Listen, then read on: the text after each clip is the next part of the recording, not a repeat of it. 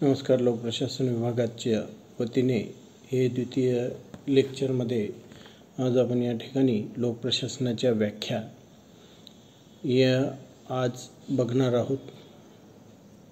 ह्या व्याख्यांचे व्यवस्थित विश्लेषण तसेच ह्या व्याख्या ह्या प्रामुख्याने लोकप्रशासन किंवा लोकप्रशासनाचा अर्थ समजून घेण्यासाठी मोठ्या प्रमाणावर उपयोगी ह्या पडतात.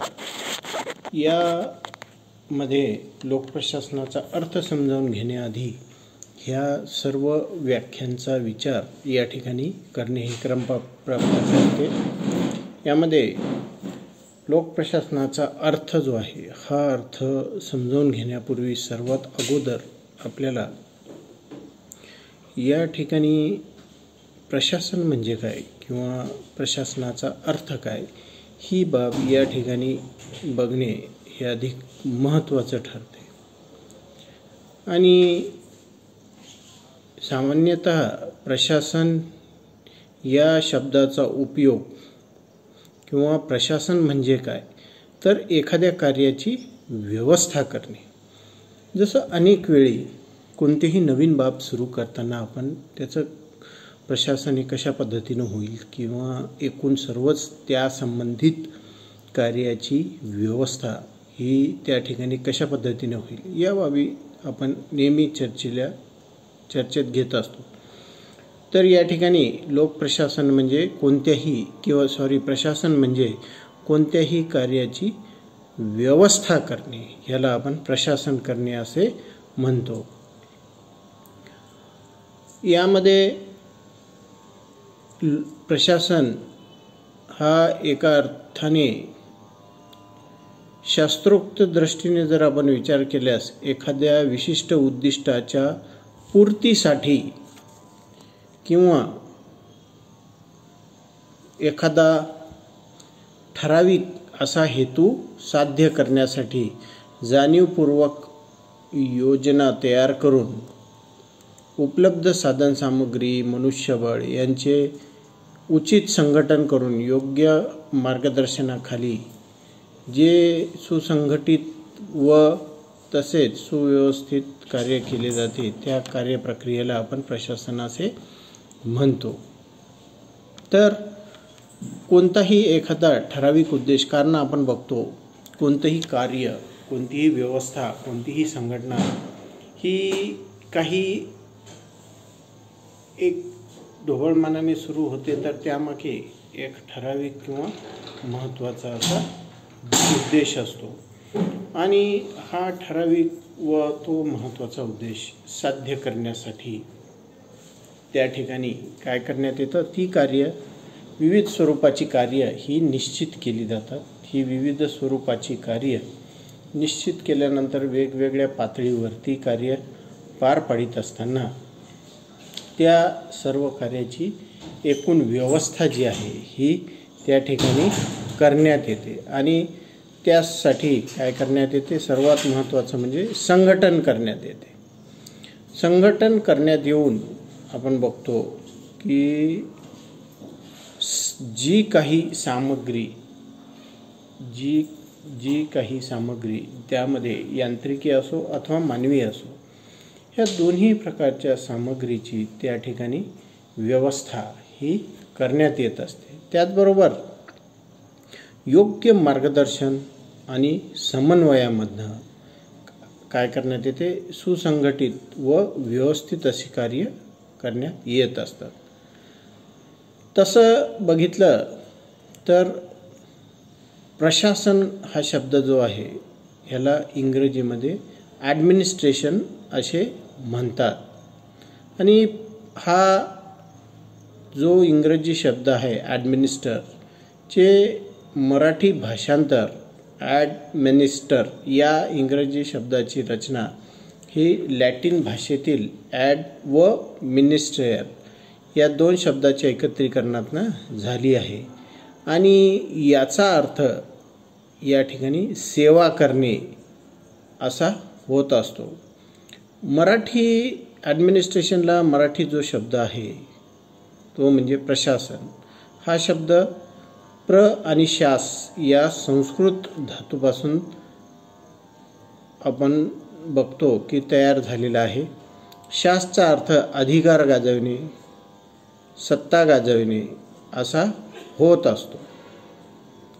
तर अर्थात अशा प्रकारे सत्ता स्थापन म्हणजे प्रशासन व जनतेसाठी उत्कर्ष करणारी व्यवस्था म्हणजे लोकप्रशासन असा सामान्यतः करण्यात येत असतो.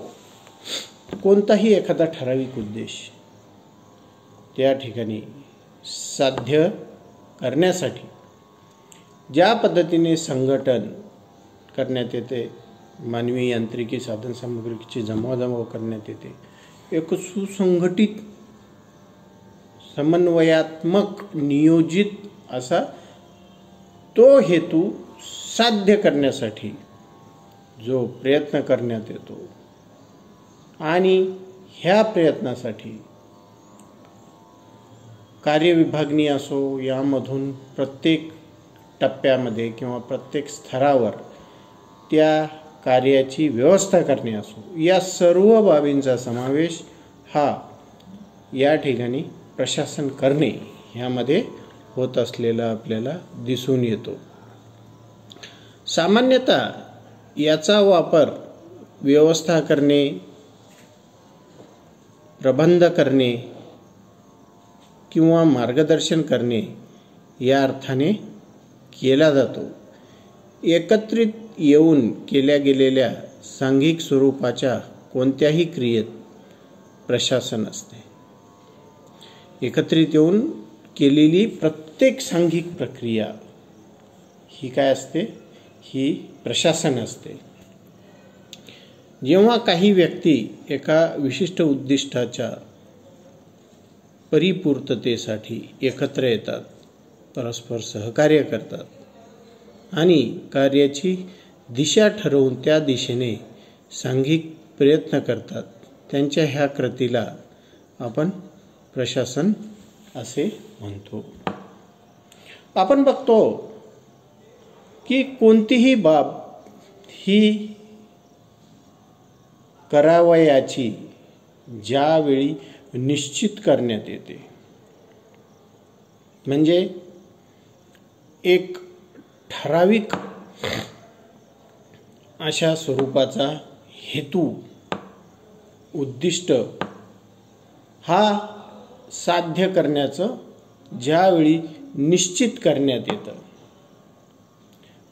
त्यावेळी तो हेतू साध्य करण्यासाठी केवळ हेतू निश्चित करून तो हेतू साध्य करायचा, त्यासाठी जी काही प्रयत्न लागतात, त्यासाठी जी काही कार्य प्रक्रिया लागतात, त्या सर्व बाबीची या ठिकाणी व्यवस्था करणे हे महत्त्वाचं ठरते. अशा वेळी हा हेतू केवळ कुणी एका व्यक्तीने ठरवून चालत नाही किंवा त्यामध्ये कुणी एक व्यक्ती किंवा त्याच्याशी संबंधित एखादा वर्ग अशा पद्धतीनं नाही, तर त्या हेतूशी संबंधित इतर व्यक्ती हे एकत्र येऊन ती सांघिक प्रक्रिया करायला सुरुवात होत असते. यामध्ये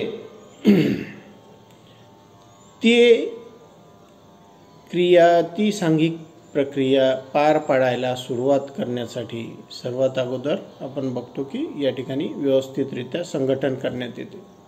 संघटन करण्यात आल्यानंतर त्या हेतू साध्य करण्यासाठी जी काही एकूण कार्य त्या ठिकाणी पार पाडावी लागतात, त्या सर्व कार्यांचं त्या ठिकाणी काय करण्यात येतं? विभाजन करण्यात येतं आणि प्रत्येकाची जबाबदारी कार्य निश्चित करण्यात येतात आणि प्रत्येकाला आपल्या टप्प्यावर काम करण्यासाठी जबाबदाऱ्या निश्चित करून देण्यात आल्यानंतर त्या ठिकाणी त्याला आवश्यक अशा साधनसामग्रीची पूर्तता ही करून देण्यात येते. त्यानंतर वेळोवेळी त्याच्यावर त्या ठिकाणी लक्ष ठेवण्यात येते त्याला वेळोवेळी मार्गदर्शन करण्यात येते, वेळोवेळी त्याच्याकडनं अहवाल घेण्यात येतात आणि त्याला आवश्यकतेप्रमाणे वेळोवेळी निर्देश देण्यात येतात। या सर्व सांघिक प्रक्रिया पार पाडून सर्वात शेवटी त्या ठिकाणी तो उद्देश साध्य होत असतो। या एकूण प्रक्रियेला आपण या ठिकाणी प्रशासन असे म्हणतो। यामध्ये लोकप्रशासनाच्या व्याख्या हे आपण पुढील लेक्चरमध्ये बघू। धन्यवाद।